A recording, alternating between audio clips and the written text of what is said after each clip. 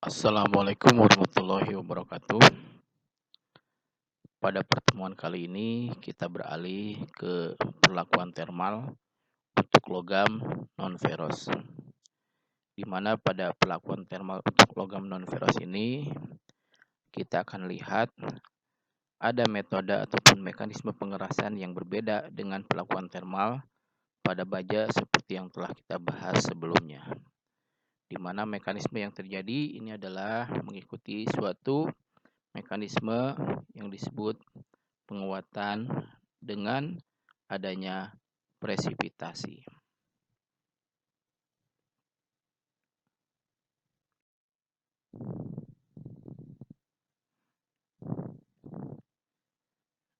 Dalam pembahasan perlakuan thermal untuk logam non-ferrous ini, kita akan memfokuskan kepada perlakuan thermal pada paduan logam berbasis aluminium. Aluminium mempunyai karakteristik yang berbeda dengan paduan besi, di mana relatif ringan, densitasnya sekitar sepertiga dari besi, yaitu 2,71 gram per mililiter. Kemudian dikarenakan aluminium ini mempunyai lapisan pasif pada permukaannya bersifat tidak berkarat, kemudian memiliki kekuatan dan duktilitas yang baik. Jadi kalau kita lakukan pengujian impak pada paduan aluminium, paduan ini bersifat ulet pada semua temperatur. Kemudian mudah dipabrikasi, salah satunya karena mempunyai keuletan yang baik tersebut. Kemudian struktur dan sifatnya relatif mudah dikontrol, dan dikarenakan sifat-sifat tersebut, aluminium mempunyai banyak aplikasi seperti pada gambar di sini, untuk aplikasi struktural, untuk aplikasi pesawat terbang, di mana memerlukan material yang kuat dan juga ringan, dan dikarenakan aluminium juga bersifat tidak berkarat, maka dipakai untuk aplikasi alat-alat memasak seperti pada gambar di bawah ini. Nah, dari diagram fasa paduan aluminium, unsur paduan utama yang biasa dipadukan dengan aluminium adalah silikon, magnesium, dan koper atau tembaga. Kita lihat sekarang diagram fasa aluminium silikon. Jadi kita lihat di sini, ini adalah temperatur eutektik dari paduan tersebut. Di sini ada larutan padat dengan Al sebagai matriksnya, kemudian silikon sebagai sebagai unsur terlarutnya. Dan ini adalah struktur mikro paduan AlSi dengan berbagai berbagai komposisi dari Si. Nah, jadi apa yang kita lihat di sini, ini adalah struktur dendrit dihasilkan dari solidifikasi yang melewati temperatur eutektik pada paduan ini.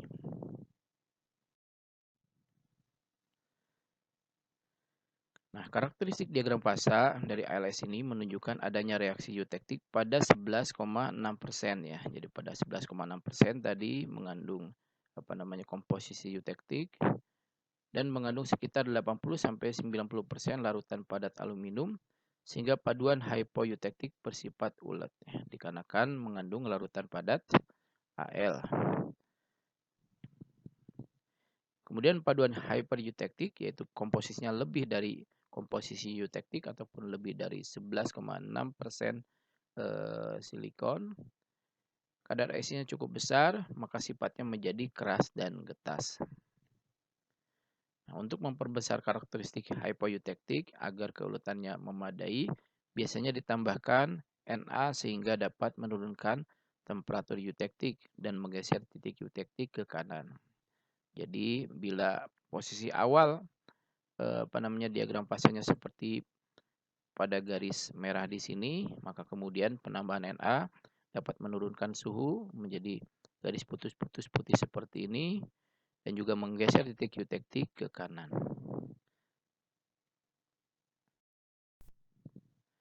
Nah, yang berikutnya adalah paduan AlMg ya. Jadi paduan AlMg ini mempunyai diagram fasa yang lebih kompleks dibandingkan dengan paduan ALSI, kita lihat fasa beta pada paduan ini merupakan fasa yang getas.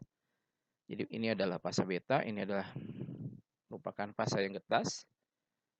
Nah, hasil reaksi fasa eutektik mengandung senyawa beta yang banyak sehingga tidak bermanfaat sebagai material teknik ya. Jadi ini adalah temperatur eutektik. Eutektik itu adalah suatu reaksi solidifikasi. Nah, dikarenakan menghasilkan senyawa yang getas, biasanya ketika suatu material bersifat getas, aplikasinya akan terbatas gitu ya. Sehingga di sini kita bisa tahu bahwa komposisi eutektik ini menjadi tidak begitu bermanfaat. Nah, paduan LMG yang bermanfaat adalah jika Mg-nya kurang dari 15%. Ini adalah 20%, jadi ya di sekitar komposisi di sini. Komposisi di mana paduan LMG biasa digunakan. Paduan AL yang memiliki karakteristik yang sama dengan LMG adalah paduan AlCu. Di AlCu karakteristiknya sama mirip dengan LMG. Di sini fasa getasnya adalah fasa theta. Paduan LCU yang lazim digunakan adalah paduan dengan kadar Cu kurang dari 5,6%. Artinya kalau di atas 5,6% itu cenderung dihasilkan fasa yang getas seperti fasa beta.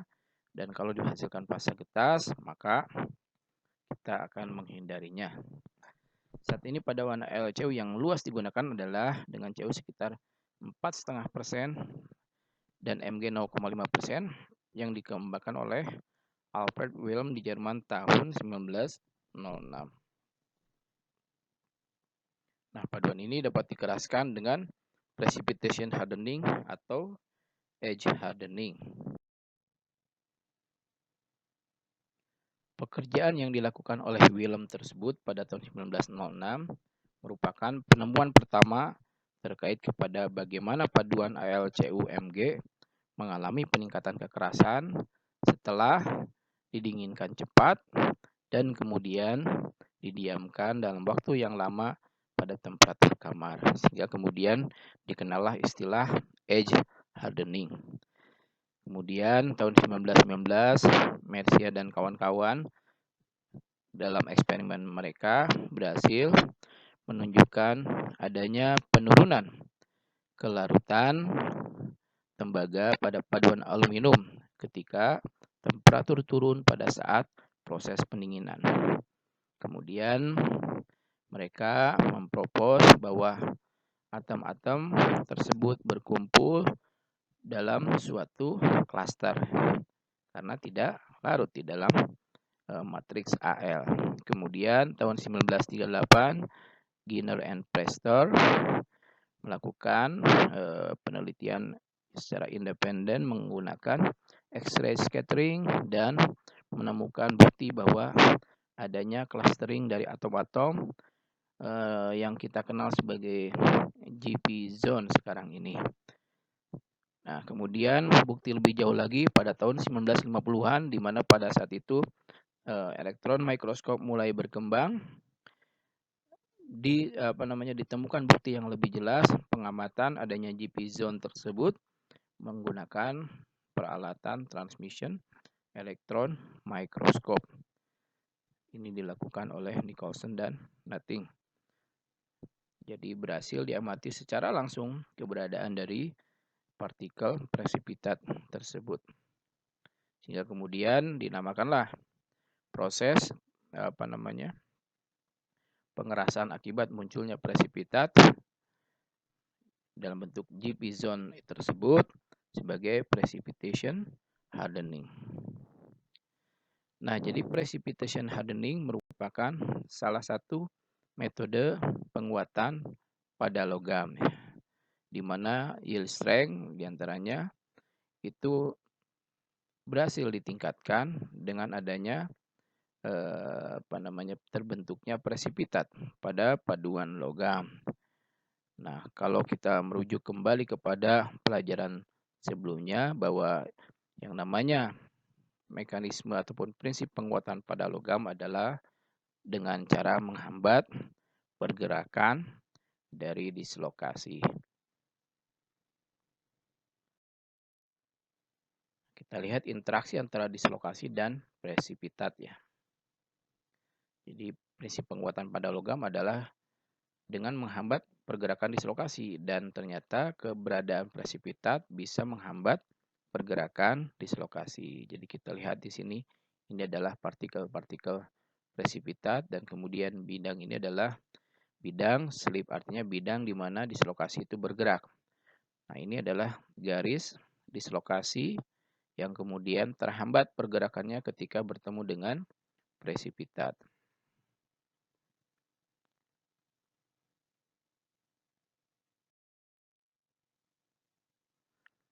Tahapan pertama dari perlakuan thermal pada paduan Al sama seperti perlakuan thermal pada logam lainnya. Jadi kita perlu menentukan temperatur pemanasan. Untuk itu, diagram fasa menjadi acuan untuk kita menentukan temperatur pemanasan pada proses perlakuan thermal untuk paduan Al tersebut. Kita lihat dulu apa sebetulnya yang melatar belakangi orang melakukan proses pelakuan thermal dengan cara precipitation hardening pada paduan Al. Jadi dalam kondisi setimbang, jadi kalau dalam kondisi setimbang maksudnya kita lakukan proses pelakuan thermal, kemudian kita lakukan pendinginan lambat, itulah kondisi yang setimbang. Struktur mikropaduan AlCu dengan Cu kurang dari 56%, yaitu adalah komposisi yang umum dipakai untuk paduan ini, akan terdiri dari fasa alfa, di mana pada batas butirnya terdapat fasa kedua theta. Jadi kita lihat di sini, ini adalah paduan AlCuMg, kemudian ini adalah butiran yang merupakan fasa alfa, dan di batas butirnya terdapat fasa kedua theta. Larutan padat alfa itu adalah lunak, kemudian hanya ada fasa kedua theta di batas butirnya. Sehingga pada kondisi seperti ini, kekuatan atau kekerasan paduan relatif rendah.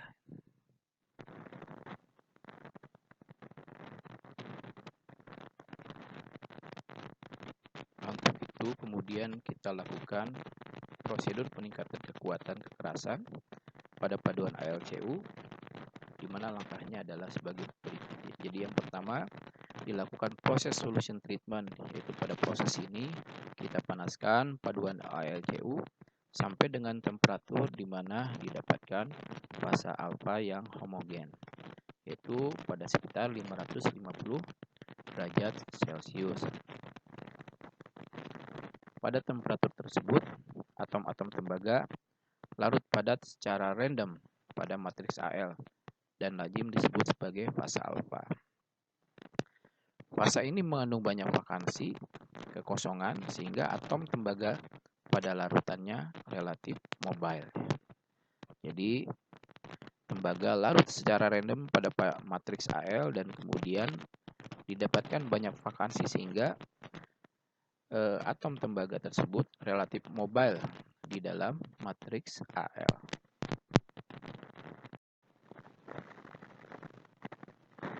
Yang berikutnya, setelah pemanasan sampai dengan temperatur fasa alfa, kita lakukan proses pendinginan cepat, yaitu dari temperatur 550 kita dinginkan ke temperatur kamar secara cepat. Dan pada kondisi ini, setelah pendinginan cepat, paduan berada dalam kondisi metastable, di mana atom Cu dan juga vakansi larut jenuh pada matriks Al. Jadi kalau kita lihat di diagram fasa, setelah pendinginan lambat harusnya didapatkan fasa theta presipitat ya. Tetapi karena ini didinginkan cepat, maka difusi untuk membentuk fasa presipitat theta tersebut tidak tercapai, sehingga tidak terjadi transformasi fasa, masih ada fasa alfa yang utuh, tetapi dikarenakan pada temperatur kamar kelarutan Cu itu lebih rendah dibandingkan di temperatur 550, maka atom Cu menjadi dalam kondisi larut jenuh. Nah, kondisi ini secara termodinamika tidak stabil dan cenderung akan menuju kesetimbangan, di diiringi dengan peningkatan kekerasan setelah jangka waktu tertentu. Nah, peningkatan kekerasan akan lebih cepat jika paduan dipanaskan pada temperatur yang lebih tinggi, memungkinkan atom-atom CO berdifusif ke arah vakansi lebih cepat.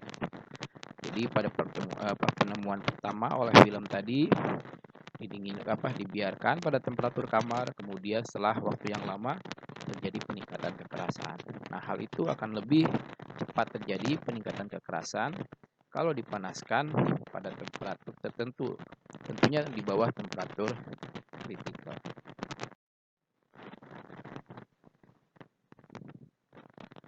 Atom-atom CO tersebut pada waktu dipanaskan kembali ataupun pada waktu dibiarkan setelah proses pendinginan cepat, secara spontan akan membentuk klaster yang disebut zone GP ataupun Greener Preston.